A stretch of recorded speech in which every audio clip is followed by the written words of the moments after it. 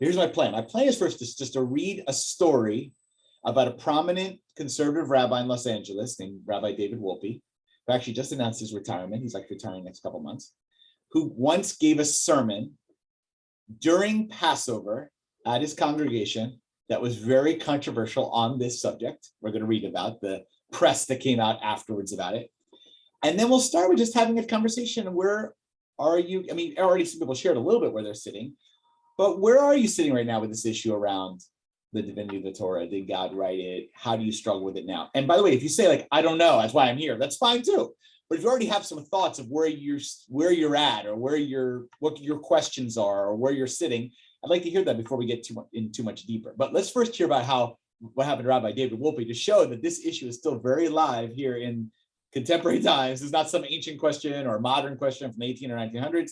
This is very much a 2020s type of question. So I'm going to share my screen here. Let me see. Very good. I should go share my screen. Yeah. Okay. There. Let's find it. Second here. There. Okay. It's only taken me 2 years to learn how to use it. All right. There. All right. Can everyone see my? Oh no. No, you have to make it larger. Larger. All right. Let's see. How's that? That's better. That's better. All right. Get you guys all set up here. Okay. So let's read about Rabbi David Wolpe and what happened to him. It's actually been, wow, it's been 20 years, but it happened when he gave a sermon. Anybody willing here to do some reading out loud for us about what happened from Los Angeles? Who'd like to read it out? I can read it, I guess. Okay, who's that, Betty? Yep. Yeah. Please go ahead, Bakasha. Okay, Los Angeles. Passover has passed, but Los Angeles Jews are still heatedly discussing whether the Exodus actually happened. The controversy, labeled a hurricane by the Jewish Journal of Greater Los Angeles, was triggered by Rabbi David Wolpe, the spiritual leader of the conservative Sinai Temple and the author of numerous popular books on Judaism. How far would you like me to go? Oh, keep going. Just keep going. Okay. All right. In 3 sermons at the beginning and end of Passover, Wolpe examined current research in biblical archaeology and concluded that virtually every modern archaeologist who has investigated the story of the Exodus, with very few exceptions, agrees that the way the Bible describes the Exodus is not the way it happened, if it happened at all. Cool. Some of Wolpe's congregants were shocked, but normally the sermon would have caused only a few ripples within the temple. However, during the latter part of Passover, the Los Angeles Times ran a front-page article on biblical archaeology, leading with the Wolpe sermons under the headline, "Doubting the Story of the Exodus." The Los Angeles Times wrote about this. Check it out. I mean, come on. Okay, go ahead. The reaction was strong. Everybody was in shock, said the Orthodox Rabbi Elazar Muskin of Young Israel of Century City. Even at liberal congregations, many worshipers asked, did he have to say it during Passover? Wolpe forcefully defended the position. It's a well-known fact that millions of Jews have doubts about the literal veracity of Bible stories. My sermons emphasize that faith is independent of doubt. I wanted the millions of doubting Jews to know that there can still be faithful Jews, Wolpe said in a statement. Go down there, okay. If scholarly books are written that question the literal veracity of Bible stories, it does not help our credibility to pretend that they don't exist. By discussing these books, we maintain the Jewish tradition of sustaining faith by seeking truth, he continued. Ignoring the books, on the other hand, conveys a message of fear. We are afraid that silence will shake our faith. Signs that will shake our faith. I need to put my glasses on. I don't believe it should, and that is why I spoke out. Okay, we'll give you a break. We'll give you a rest for a second. Betty, great reading, by the way. It's awesome. All right, who'd like to continue? It's only a little bit longer, not that much longer, I don't think. Who'd like to continue? Anybody? All right, come on, somebody new. All right, Shana, Bakasha. Yeah, unmute. Yeah. Look at unmute. So many buttons. Okay, sorry. All the tech. Okay, the controversy continues unabated, however. In the current issue of the Jewish Journal, the entire letters to the editor section is taken up by 17 pro and con arguments. Actor Kirk Douglas, who at 83 celebrated his second bar mitzvah under Wolpe's auspices last year, wrote that Rabbi Wolpe had tremendous courage to stand up and speak about what is essentially a search for truth. That is the highest form of Jewish learning. By contrast, Orthodox Rabbi Ari Heyer, the son of Simon Wiesenthal Center founder Rabbi Marvin Heyer, wrote that Rabbi Wolpe has chosen Aristotle over Maimonides, theories and scientific method over facts. Earlier, author and national talk show host Dennis Prager sharply attacked Wolpe's thesis in a lengthy article. If the Exodus did not occur, there is no Judaism. Judaism stands on two pillars, creation and Exodus, Prager wrote. Judaism no more survives the denial of the Exodus than it does the denial of the Creator. In an opposing view, Reform Rabbi Stephen Leader of Wilshire Boulevard Temple argued that defending a rabbi in the 21st century for saying the Exodus story isn't factual is like defending him for saying the earth isn't flat. It's neither new nor shocking to most of us that the earth is round or that the Torah isn't a history book dictated to Moses by God on Mount Sinai. I love that quote. My own. The last one says Wolpe himself. Oh, sorry. I had one more page. Where are we? Sorry, I had my own text open and I didn't scroll. It's okay. No problem. Wolpe himself reemphasized his position in a sermon last week addressing a jammed sanctuary of 1,300 congregants. The Torah is about the spiritual truth of the Jewish people, not about particulars, he said. Let us be brave together. All right, guys, let's be brave today. Let us be brave. Responses, reactions to that, both to what he did, but also to the response and the controversy. What do you think? Sound true? Think what happened today? What do you think happened in Beth Meyer? Any thoughts about it? Stuart, what do you say? Somebody. All right, Betty, go ahead, Betty, go back a shot. Yeah, I mean, I think that's a lot of people question, what's true and what's not. I mean, it seems like with all the archaeological research they do in Israel, some of the things must be true. It's just like, what do they have actual proof of and what do they don't have actual proof of? But I guess it's still the lessons that you can learn from what the story is, whether it's true or not. But I guess one of my questions is, can they actually prove? And what's still, there's no way to prove it kind of thing. Yeah. Right. So you're actually raising a nice point. You're like, so just because something isn't proven by archaeology doesn't mean it doesn't exist. It just may not exist yet. Like, right. So one of the arguments could be that we just don't have it yet. But Rabbi Wolpe, by the way, he went past that. He just said, everybody says it's not true as 100% written in the Torah. Now, he didn't say there's no evidence, zero or any, but he basically went and said, forget it. I'm convinced there's nothing like the story is eventually described. So, but by the way, Betty, you are offering a fair argument in contemporary times that balances science with saying just we haven't discovered it yet. That's not to mean it didn't happen yet. We can't prove it doesn't mean it didn't happen, right? That's a very fair point. All right, Stuart, what do you say?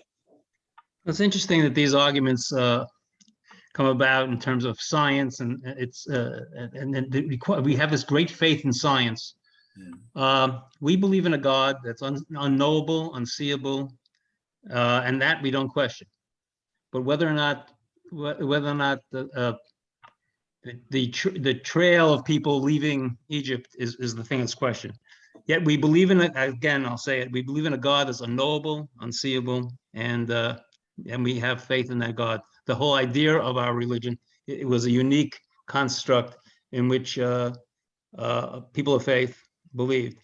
So ever since the 17th century, people have been trying to apply scientific, rational reasoning to religion. And I would suggest people read Rabbi Jonathan Sacks's books on religion and Heschel's books on religion.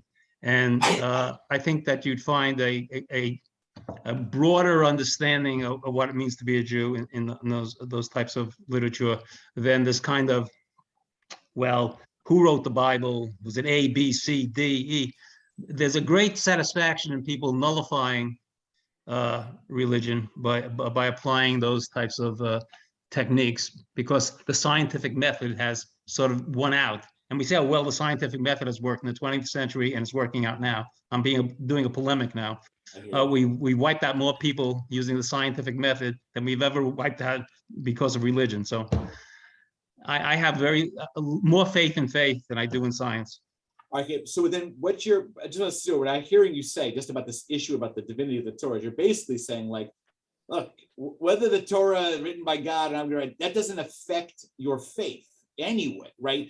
That's not going to define, because one of the arguments in this article, which of course is out in the world, and I know you're familiar with this, Dirk, because you have family that probably ascribes to something similar, I assume. I mean, if you're in the Haredi world, that the fact that God wrote the Torah is in a sense conditional on one's faith. Like, if you don't believe God wrote the Torah, then in a sense Judaism is false, or it doesn't make sense, or God, the whole thing falls apart. And you're basically saying, based on other rabbis, which some of them we're going to talk about, say, well, hold on a second. Like, clearly Rabbi Wolpe is this serious rabbi, and so is Rabbi Jonathan Sacks, and they question some of the things, and they still have faith. So this piece here, it's not like this fulcrum of the whole thing. There's other stuff we can go into here that's beyond it. So you're comfortable, it sounds like, at this stage, because I want to investigate where everyone's at. You're like, fine, the Exodus didn't happen as described. It's not provable. Okay, that doesn't change my religion with Judaism per se, right? I can still be Jewish. I can still believe in other things. I think that's a very powerful thing. But some people think that if the Torah is not true, the whole thing falls apart. That's obviously. All right, let me give Anna 11 and Shana. Anna 11, what do you say? I thought that quote about scientific method versus facts was pretty funny, because if your facts don't stand up to the scientific method, how factual of facts are they? But you also have to know that the scientific method can't prove anything. All it does is disprove stuff. And if, so much of faith and religion is stuff that's not disprovable. You can't prove that God doesn't exist. It just logically doesn't work that way. So you should be able to stand up to the scientific method, but the scientific method has big limitations. You said, I also know some scientists here, doctors, so I can see where you're going here, Elliot. So, but you're actually bringing here another issue, saying, look, if everything, and there's also as Stuart said too, if you look at religion through the lens of science or scientific method, then fine, that's one way, but that's only one way to look at it. And in fact, that may not be the best way to look at it. Who said that that's the way you should look at religion altogether? And your point even adding to it is that, like, also, and this is, by the way, not my expertise. I'm intrigued by this comment. Scientific method disproves things. It doesn't prove something. So, things like God, faith, these are not in the realm of something you can disprove it easily. But how do you prove it anyway? What's the evidence? So this whole description, this way of looking at religion is not the right model, in a way, you're saying. So it's putting two things that shouldn't be together, something like that. All right, let me give Shauna a shot. What do you say? Doctor. Yeah, I mean, of course, I'm the fellow scientist too, so I'm vibing with Analemma, but I think that you don't have to take something literally to still believe in the global message and to get a sense of wholeness or peace or inspiration or whatever works for you on a personal level, or that's what I've extrapolated from religion. And I think when we do take things literally, that's when it gets really messy. That's when people hurt each other. That's when people judge each other. That's when it becomes a litmus test of, I'm following all the words on the page, even though I'm actually doing terrible things, but I'm insisting that I have backup to do it and rationalizing it. And I think that this reminds me a little bit, I'm also an acupuncturist in veterinary medicine and study Chinese medicine. And I tell my clients all the time, you don't have to, that Chinese medicine has worked for a huge number of people for 2,000 years, but it doesn't have to be because you literally think that there's qi flowing through the body. And if you take it literally, it gets very messy. But if you use the global concepts, then it actually applies very well. And many people get a lot of healing from that. So I think just that can be applied to so many things. You don't have to nitpick the details unless you feel like you have to get caught up in that to believe in the overall bridging concept and still have it work. Like, it doesn't mean it has holes if you don't, you just have to decide what level you're going to take it down to. I think there's so much you're saying here, and I love the metaphor analogy with maybe Western versus Eastern science or something like that, or Eastern care. But I think it's beautiful. You're saying basically, look, okay, so and by I think Wolpe even said that, like when we get into the particulars, like you're missing the point here. Some of the more global, bigger messages that the Torah is presenting. Now that's what we should be thinking about. And in fact, you're right. Like people get specific. It says here in the Torah, destroy all the idolaters and kill them. Okay. I mean, some people take that very literally, and that's led to violence. I mean, sadly, right? Not just in our tradition, but other traditions too. All right. Anyone else hasn't shared yet where they're sitting? Yeah, Martin, go ahead. Where are you at with this? Yeah, you're mute. Martin, you're on mute. Yeah. I'm glad your video's working. Still mute. Let's see. There you go. Mazel tov. Okay. All right. So, I mean, it seems like from what I've read, there's no proof of anything that happened thousands of years ago. I mean, there's no recorded evidence of anything. So it seems like it's all just metaphors and stories to help people understand how to live a better life rather than taking any of it literally. Right. So only I'll say is like, yes, you're correct to some degree, but there are some archaeological finds. I mean, there are some. I mean, I think it's fair to say they're relatively modest and they don't confirm every detail, every torture. That's 100% clear. But there are like finds. So there's some evidence of some things, but right. And so therefore you're basically saying, look, let's get beyond the literal. Let's look at it metaphor, general message, like in a sense, like Aesop's fables, like, or they offer something to teach you, even if it's not, the literal, there was a Moses and Abraham did this and whatever, but there's something gone larger than that, which I think is powerful. All right, anyone else hasn't shared either wants to say what their perspective is on this? Oh yeah, Robin, back a shot. Yeah, I think I wanted to go back to a quote that was earlier in the reading that says, my sermons emphasize that faith is independent of doubt. And that one, kind of stuck for me because for my scientific method folks, I embrace the null hypothesis, right? Where that null hypothesis essentially says, well, until you prove that it isn't, you can't tell me that it isn't. So I, tend to be one who thinks it is until you tell me that it isn't. And so for me, that statement summed it up really nicely. Faith is independent of doubt. And so it opens us to have these kinds of conversations and to kind of work through it. So I think that the topic, right, is the Torah true? I switched that around and said, is there truth in Torah? And when I look at it that way, is there truth in Torah, whether somebody proved it or didn't? Until you prove that it wasn't, I'm okay with it was. Right. And if you prove that something wasn't, that doesn't mean the whole thing. You don't throw the baby out with the bathwater, right? So yeah, for me, faith is independent of doubt. That's where I'm at.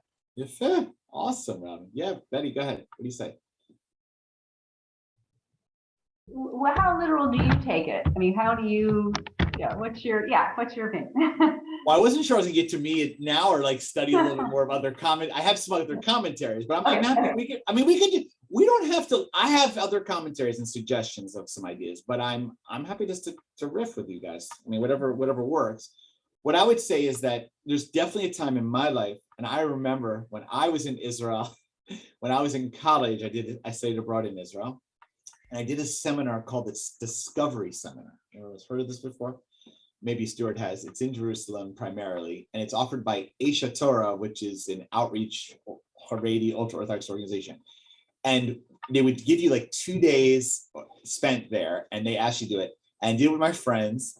And the main, like the thing that was there at that time, like their great like session, and they said that they actually had people go into the session for a day and like were so convinced by what they read and experienced there and learned that they immediately decided to become ultra-Orthodox at that moment, basically, on the road at least.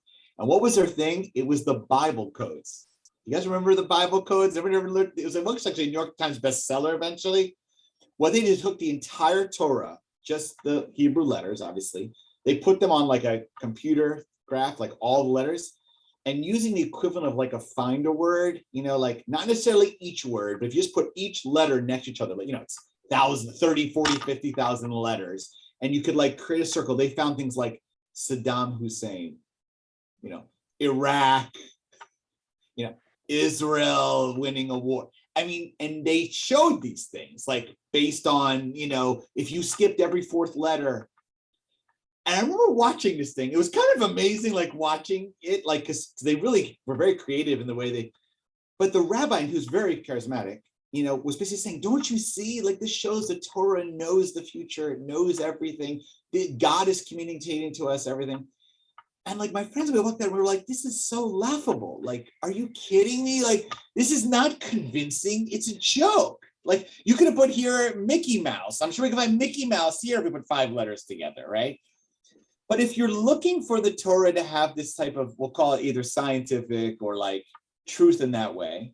And if your belief in God is that, like, if the Torah is not true, then what does that mean? If the Torah wasn't created in 7 days, then I don't believe, or then you're lost. And that is a kind of black and white fundamentalist way of looking at religion. I'm using the word orthodox, but I don't mean just the Orthodox movement. I'm talking like an orthodox, meaning the right way. Orthodox means the right way, literally. That's the right, there's a right way to look at religion, a wrong way. The whole thing falls apart. If you don't believe God commands you to do anything, like it says in the commandment, then Judaism is filled with commandments. So why else should I light Shabbat candles? Why should I keep Shabbat? If there wasn't a 7th day, if God didn't create the day rather than 7 days, why else should I do this? And essentially the division between Orthodox Jews, for this moment, we'll talk about Jews, we can do this with any religion, but Orthodox Jews and non-Orthodox Jews is this question. Do you believe that God is a power that writes things down, that communicates things directly, and that we have to follow it because God told us to do it? If you believe that, then you're Orthodox. And if you don't believe that, then you're non-Orthodox. Now, as you know, there's a problem with both sides, these things.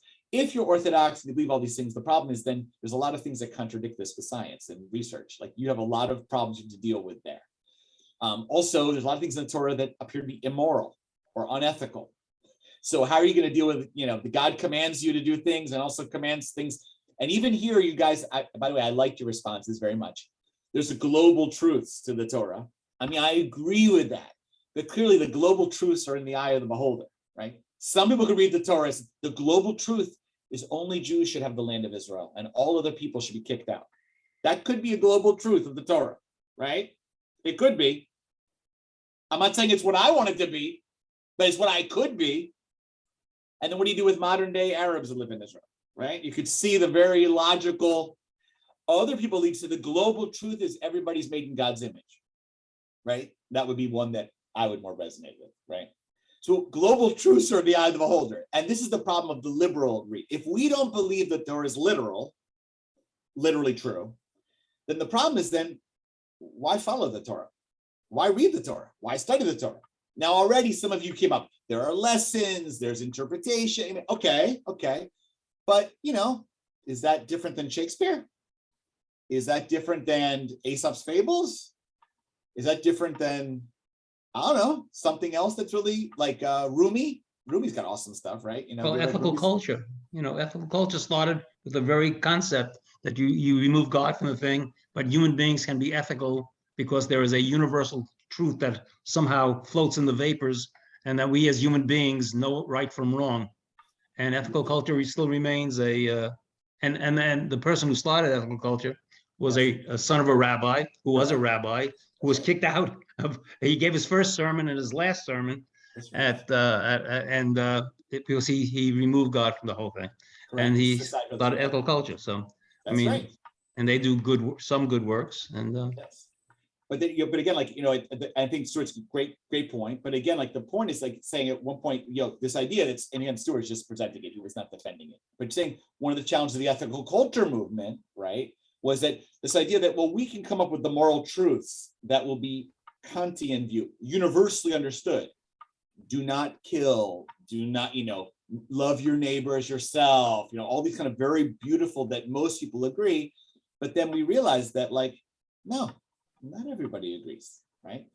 Do not murder sounds great on paper. Well, is the death penalty murder? Should Hitler been murdered? What about terrorists? Can they be murdered? Is all murder wrong? Does everyone agree that it never should be murder ever? Is it murder if it's self-defense? Oh, it's not murder. So you can see and I'm just guessing just one example. And then as Stuart just said, like one of the idea that we all can understand, we all can come to meaning. Well, it seemed that, Nazi Germany thought that everyone understood that the Aryan race was the best. The Russians are having a problem with it now too. Exactly. So it's all globally understand is in the eye of the beholder, it appears. America seemed to think, oh yeah, we're all created equal, except if you're male and not black and not, land, right? It sounds good in theory. So the problem with a completely liberal perspective is that basically you choose your morals, and it doesn't even have. And the part with completely fundamentalist is that as if God gave them means you can't question it, and then there might be a lot of questioning going on. So to be a liberal, a conservative Jew, Reform Jew, Reconstruct, means that we are struggling with this question. Does God interact? And specifically for this class, what's the Torah? How do we use the Torah for us if we don't believe it's literally true, but we think it has value? And how is its value different than other values? This is a fundamentally hard question. All right, but before I give and I will come to the door, I'm going to give mine, but don't worry, I'm happy in my opinion. I have plenty of opinions on this. But let me just share first some other perspectives on it that have influenced me, definitely, and I want you to see as well. So let me go to the text, share screen again. Okay. Rabbi Elliot Dorf, everyone can see? Okay, he just retired, but he's one of the greatest leaders of the conservative movement. And he put together a chart. If you want to Google it later, you can Google his chart. It's awesome, describing the different views around Judaism writ large, but definitely the Torah in specific, about how God communicates with the people and how literally you should take it. And he describes orthodoxy on the one hand, reform and even secular Judaism, ethical culture, like Stuart said, and he gives 4 different examples of what conservative Judaism might think. Let's just first of all say what he gives an example of Orthodox Judaism's view on the Torah and how do you relate to God from Rabbi Norman Lamb, sadly also is deceased, but was the great leader of Orthodox Judaism in Yeshiva University for decades during the 20th century. Says, here's what he says. Okay. Rabbi Norman Lamb says, I accept unapologetically the idea of the verbal revelation of the Torah, meaning God communicated with words. I do not take seriously the character of this idea, which reduces Moses to a secretary taking dictation, meaning some people say, well, Moses wrote down the Torah, so a human being wrote the Torah. No, God told it directly, and Moses wrote down only what God said. So God's the main person. Any competing notion of revelation, such as the various inspiration theories, which I'll get to in a second, that God inspired the Torah. God didn't dictate it, but inspired. It's God inspired, which he doesn't like, can similarly be made to sound absurd by anthropomorphic parallels, right? Meaning there are other examples out there. Exactly how this communication took place, no one can say. It is no less mysterious than the nature of the one who spoke. Like, I don't know how it happened, fine. How God spoke is a mystery. How Moses received this message is an irrelevancy. That God spoke is of the utmost significance. And what he said, by the way, he, capital H, okay, not he or she, not they, not God, must therefore be intelligible to humans in human context, even if one insists upon an endlessly profound mystical over plus of meaning. I don't know what that means. To deny that God can make his will clearly known is to impose upon him a limitation of dumbness that would insult the least of his human creatures. Basically, he's saying, stop it. God spoke, God can speak, God is the ultimate, and God spoke the Torah. How it exactly happened, he's willing to admit, I don't know 100%, I wasn't there, but he accepts as a principle of Orthodox faith. If you don't believe God spoke words, then you are essentially not Orthodox. To some degree, maybe you'd say you're not religious. I'm sure people here basically say that's probably, this was not a big innovation, but people understand that that's the Orthodox view. Yeah? Any questions about it or thoughts about that? That makes sense? That's the Orthodox view. All right. Take a look at what Rabbi Abraham Joshua Heschel said, who is actually very traditional in his practice and was some people actually identified him as kind of Orthodox in his ways and even thinking. Look what he says. He's the most traditional of the conservative things. As a report about revelation, the Bible itself is a Midrash. Okay, who's heard this before? Anybody? Okay, Stuart's heard it. So let's unpack that. What's he saying? First of all, what's a Midrash? No, what's a Midrash, guys? Anyone know? Is it kind of a I guess I think of it as a reflection on something. Yes, it's a reflection, and it's often a story. And it's a story written by the rabbis usually, that's not in the Torah. Sometimes even it's a mini sermon by the rabbis. So Midrash means nobody thinks, even Orthodox do not think that Midrash was written by God. Midrash is written, there are sermons by the rabbis from 2,000 years ago that are creative reflections on the Torah, just like Shauna said, they're reflections. So a famous one, guys, just to give a famous example, many religious school kids make this mistake. There's a famous Midrash that Abraham was chosen as the first follower of Adonai, the first Hebrew, because in a famous story, maybe some of you have heard this, his father Terach was an owner of idols, and he leaves Abraham in charge of the store. Have you heard the story? Not or no? You heard it? And while he's gone, Abraham destroys all the idols and puts a stick in the biggest one's hand. And his father comes back and says, "What are you doing, Abraham? I leave you to go to a meeting and all the idols are broken. I'm selling them. I make money on, and there's one big one with a stick. And he says to Abraham, what happened? Abraham says, well, the big one with the stick destroyed all the other idols. And Terach says, what? That idol can't do anything. It's just an idol. It's a statue. And Abraham goes, aha, if it's just a statue, then why are you selling them and worshiping? You see, that's a famous Midrash. It's a reflection, as Shauna just said. The rabbis created it. Nobody thinks it's written by God. It's an interpretation. It's actually very clever. It's very clever. But it's not in the Torah. Everybody knows it's written by human beings.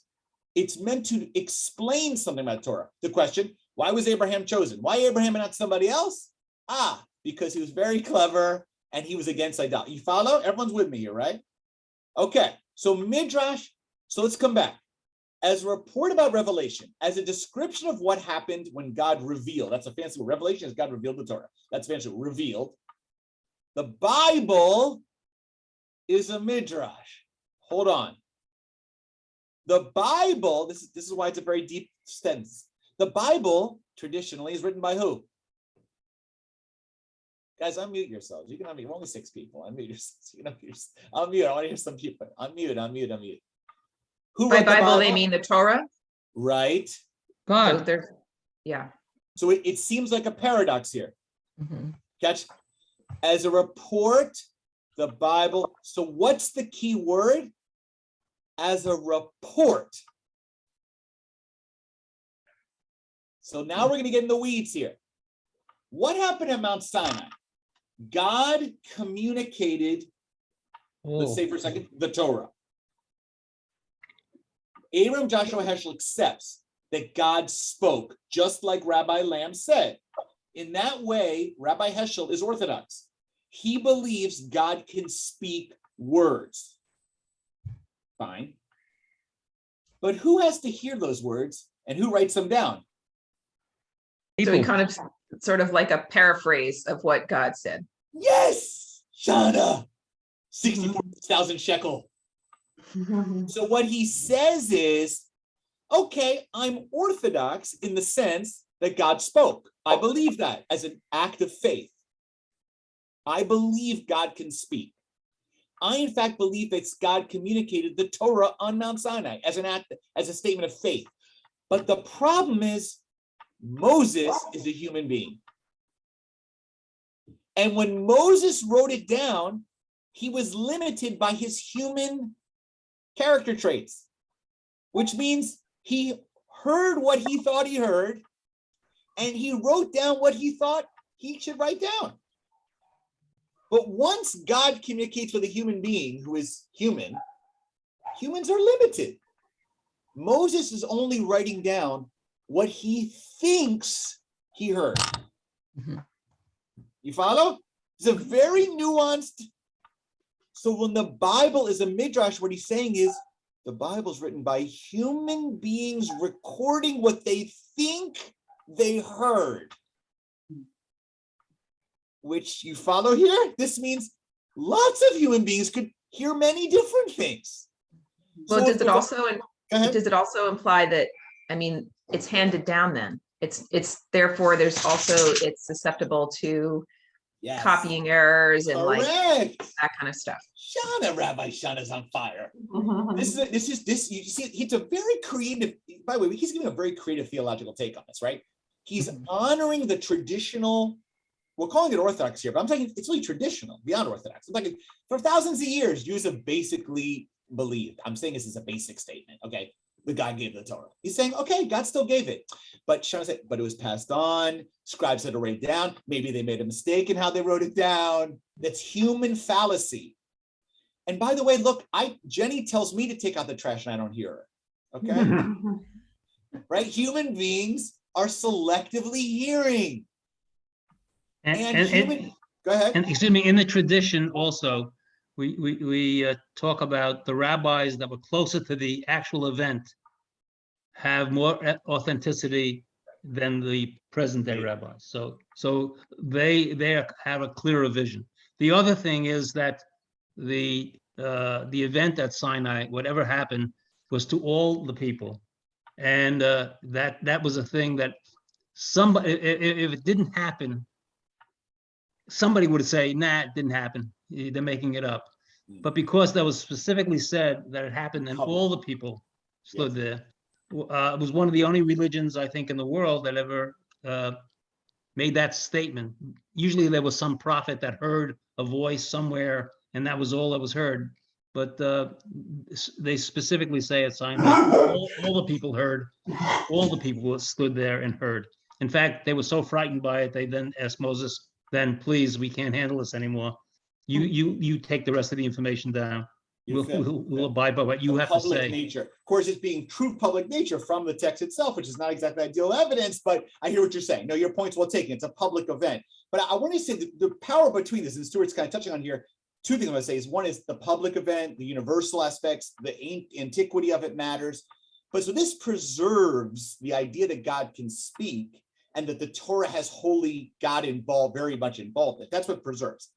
But what it also opens to is the human receiving is not perfect. And therefore, we can therefore excuse or apologize, or how you want to put it, for all the kind of complexities of the current version based on human fallacy, mistakes, whatever, confusion, historical context, whatever. Now, the other thing I want to put here, the Heschel also says, which is why he's in the school theology called existentialism. I don't want to get too much in that conversation, but basically it means existential believes that there are moments in life where one can feel and actually experience a connection with God, that you can feel that. You actually experience a moment where you feel you are in the holy moment. So he's preserving that, basically saying God and Moses had this incredible connection, this very special moment. But, as anyone knows, when a moment happens, there are different interpretations of that moment, different midrashim of what happened in that moment.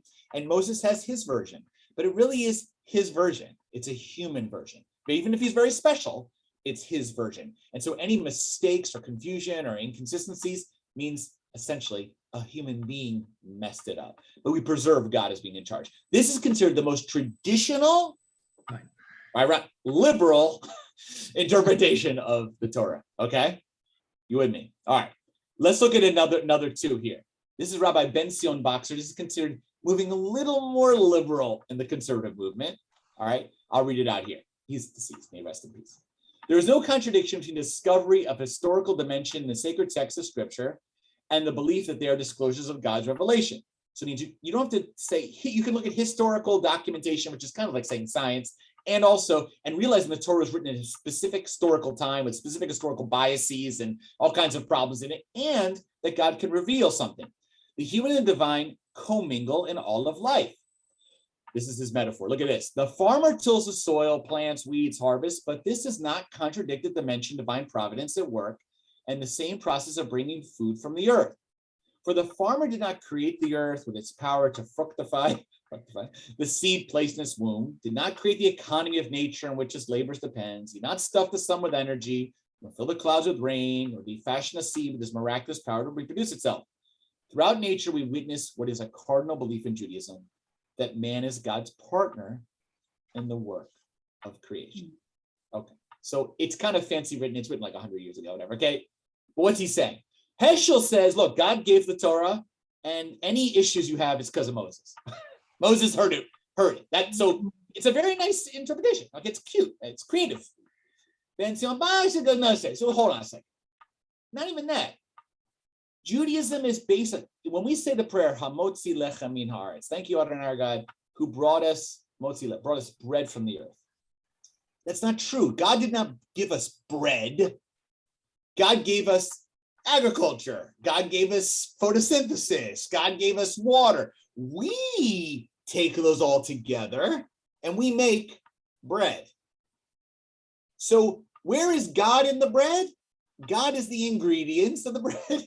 God is the source of the possibility to make bread, but we make bread. So we are actually partners with God in a lot of the miracles that happen in the world.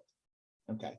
If you accept that as a general statement about life, that God and human beings are working together, it's not all from God, it's together, then so too the Torah. The Torah is a combination of something God gave us and something we contributed to us. And it's a document which we kind of share together.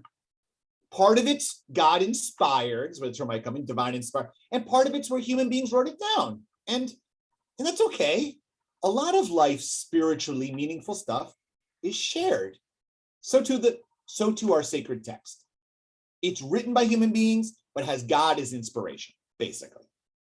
Just like God brings us photosynthesis, God brings us water, but we created fire with, and we made ovens and, what I'm saying? We took the ingredients and made it into something. Who here likes that one? Anyone like that one? You like that one? So it's moving a little bit over. It's just saying God's in the Torah. It's just not God helped us to take the Torah and actually make it both meaningful and anytime problematic. It's because the way we messed with it. Okay. Now, there's one last, I'm skipping the Reconstructionist one, but Reconstructionist, and I'm not going to go because I don't know the whole thing was Reconstructionist, but Rabbi Mordecai Kaplan, one of his cardinal teachings, he was a conservative rabbi and conservative professor at JTS, is he basically said God had nothing to do with the Torah in terms of writing it. And in fact, the Torah is only sacred because we studied it for thousands of years. And due to the studying and reading of it thousands of years, that's what made it holy. It became our story because we study it. And so he has no problem with, he basically says, there's nothing particular, there's no God writing, inspiring, anything. It's only that we take it seriously that allows it to have holiness. This would be considered the most secular of all readings. He doesn't say abandon the Torah, but he says, okay. Let me now come to mine. We have to wrap up in our class. I'm kind of moving it quickly. The one I like the most is looking at the Torah, not through a scientific model, but through a model, again, this was already touched on here, as a work of art, right? So for example, if I look at the Mona Lisa, right, and I say, this Mona Lisa piece of art, is it true? People are looking at me like, true. I don't look at the Mona Lisa as if it's true. It is, right? It's a piece of art. Or if I say to the Mona Lisa, is it beautiful? Most people, I think, would say yes. But not everybody, because beauty is in the eye of the beholder. So asking questions about the Torah, is it true, usually mean, is it scientifically true? Right, meaning like the models that we had here, like did the world be created in 7 days? But when you look at pieces of art, you're not looking at them about their truth. So for example, when I was younger, really young, especially as a teenager, I really couldn't stand reading fiction. I found it boring and I had no patience. Some of you know I'm high energy, probably undiagnosed ADD or whatever, okay, especially when I was younger. And I was like, unless it's about a baseball or sports star, and about their life story, I'm not interested. I want to hear about their facts. Until I was in high school, I'll never forget, my 10th grade teacher made us read Of Mice and Men by John Steinbeck. Has anyone read Of Mice and Men and John Steinbeck? First of all, I loved it. It was a short book. So I loved that. And the teacher said to students, like, Eric, Solomon, you should read this one. And I sat down to read it and I was like, oh, it's a very simple book. It's not a high level of vocabulary. Remember, it's about two brothers, and one of the brothers today, I think we would say, has developmental disability. At the time, they used more non-PC language like retarded and whatever. Okay.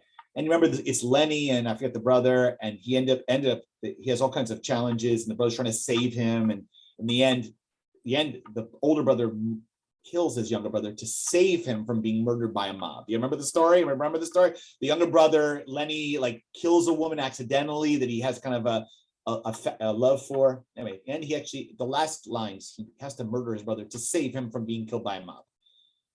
When that happened, I was reading that book. First of all, I read the whole thing straight through in one sitting, which I never, ever could sit through. I was so enthralled with this book.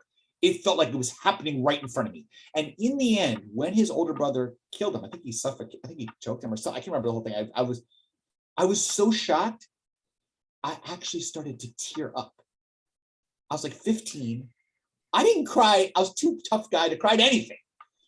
I was so moved. I was so shocked. His brother, I remember it ended. I was just like, I remember thinking to myself, I can't believe I'm crying nearly.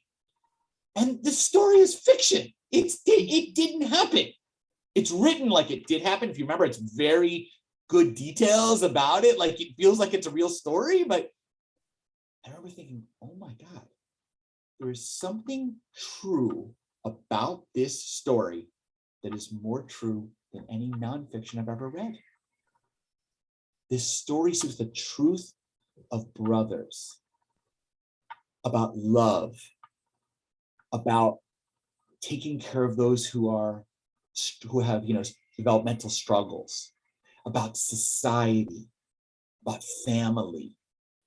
Like there's something very true in here about life. But it's not scientifically true. In fact, I know it didn't happen at all. That's how we look, I think, at art. Art is not have to be, true in a scientific sense, to be true in a moral sense, or true in a wisdom sense, or true in an emotional sense. And that's how I look at the Torah. That there's a lot of truth in the Torah, even though I don't believe that the Exodus happened as described. I don't believe that Moses made the water split. But do I believe that constantly we are enslaved and we are seeking freedom? Whether that's a real Pharaoh, like a person like Putin, okay? Or the inner Pharaoh that's enslaving myself because of my own consciousness, restricting myself, that every generation has a Pharaoh. And every year I have a Pharaoh. Sometimes the Pharaoh is Eric's ego. Sometimes the Pharaoh is a bad, I'm making some boss. Sometimes the Pharaoh is a real dictator. There's always a Pharaoh. And we're fighting for freedom. Now that is true. And that's why that story could be used by African Americans in slavery and Jews under oppression and other people today. That story is so powerful because it is true, but not scientifically true. It's wisdom true. It's art true. The Mona Lisa has such beauty, but I'm not evaluating about the Mona Lisa, was she a real woman? I don't care because it's something beyond that. Okay, questions about my thing? You want to challenge me on it or any? There is a challenge, by the way, to what I'm saying, and I'll wait to see if you bring it up. Any thought, people, have you considered that before about how art is true or not true, or great literature, or a great play? Hamilton, everybody knows it didn't happen exactly like. But Hamilton's got truth in there, in the room that it happened. Like he brought out stories of true wisdom, even though it's not. Actually, his story actually was based a lot on the novel, on the book by the famous guy who wrote the book, Hamilton, right? He based it on that, but he played poetic license with it, right? But that didn't mean it had truth to it. It had power. It had wisdom. In fact, I would say it had indigenous. Like when I think of the Torah, I like calling it. Jenny and I've been calling it indigenous Jewish wisdom. This is our historically collective wisdom of the Jewish people. Does that mean that all of it's perfect? No, but it's our historical wisdom. Take the corner of your fields and give it to the poor and the stranger. There's something wise about that, right? There's some wisdom there. Every 7th year, you should not plow your lands 100%. I think we're learning something about that in terms of modern ecology. There's something in there. But I'm not doing it based on 7 years and this plan, but the concept, wow, something from there. So the accusation says, but Rabbi, then you're picking and choosing what's true and not true. What do you find meaningful? Do you find it meaningful? It says in the Torah, it says things like take idolaters and kill them. Is that, you find truth in that? Okay, it's true. I'm doing some picking and choosing. It's true. That's true. I'm selecting which ones to focus on, which ones not to. I can admit it.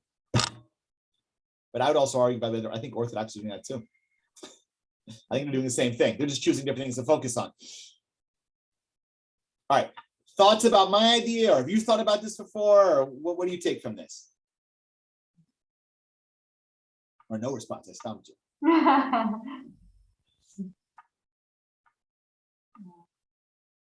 Nothing? I would say I think that's a helpful way to look at it, because it's really hard to accept all those things in there as being literally true. And again, just to kind of look at it as these are things that you could learn from. I guess I find it interesting that the Reconstructionist take on things is that far out there. I don't know. Like, is that, I don't have a problem with that. I don't have a problem with saying that this is, none of it's literal, but that we have 2,000 years of history, that studying that text as a group has given us a historical knowledge, a cumulative, like generational knowledge, and that there's still a true beauty in that, because it's what it's inspired to me. That's the definition of Judaism to me. It's what comes out of that group effort of what we're trying to achieve that makes me feel that I am Jewish. I am part of that community. So that's just my I love what you said. I resonate with it as well. And I think it's basically, kind of basically saying, by the way, a lot of people say that Reconstructionist Judaism, which I know is one of the smaller denominations are, but one of the reasons why is it's smaller, some would say, because a lot of their ideas have been absorbed into all the other movements, because Mordecai Kaplan was so correct. Like, he was so wise about what he said, and you're making one of them.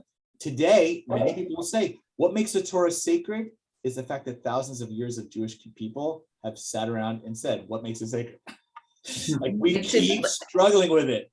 I think, like, if you travel at all internationally, especially, when I've done that and I've decided to go to a Shabbat service just to feel that sense of connection, like, there is something incredibly unique about going somewhere and feeling like I know none of these people, I cannot even communicate with them in any language, but yet we have a connection and we're doing this service together, and we have a common thought and a common love for something at that moment, and hopefully a common tune. That's kind of nice when that happens.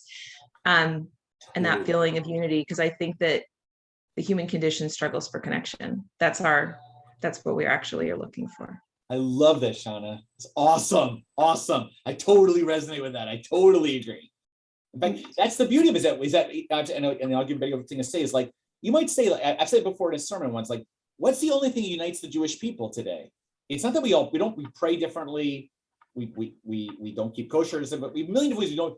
The only thing we really share is our story, like the Torah, basically. I mean, even you may take it literally or not literally, like whatever, but that is what we share, is basically this story. We have a shared story that's rooted in the Torah story. And that is all we have as a people, really. And we share that. But you're right, we can go anywhere and hear that story in other places. And that's cool. That's what unites us. In fact, what may make the Torah holy is not that it's God-given, but that we've all decided to attach ourselves to it and let it be our uniting story, even if we all struggle with it in different ways. But we're all attached to it. Very cool. Awesome. God-given part seems to be, that seems to be the answer to why you should listen to it. Like, it's a fear-based rationale of why you should follow something. And I think that look at parenting. Like, we've all moved on from fear-based reasons for doing something. So I don't need to be inspired by the fact that if you don't do this, you're going to turn into a pile of salt. I could just be inspired by the fact that it's because it's the right thing to do.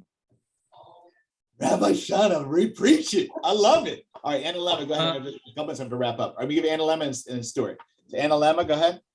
I didn't know it was attributed to Kaplan, but that perspective is one that we discussed during my Anshe Mitzvah class, and it really resonated with me. But I love what you're saying about it being art and still having value and truth that may not be literal truth. And that's kind of what I've tried to teach my kids, but I never thought of putting it that way. And I really like that way of putting it. Cool. Very cool. Very cool. All right, Stuart, go ahead. Last comments here. I'm just gonna read one little paragraph from Jonathan Sachs. He says, this is his alley. He's his wheelhouse. Yes. what is impressive about Torah is that it both articulates the highest of ideals and at the same time speaks to us as human beings. If we were angels, it would be easy to love one another, but we are not. And an ethic that commands us to love our enemies without any hint as to how we are to achieve this is unlivable. Instead, the Torah sets out a realistic program. By being honest with one another, talking things through, we may be able to achieve reconciliation.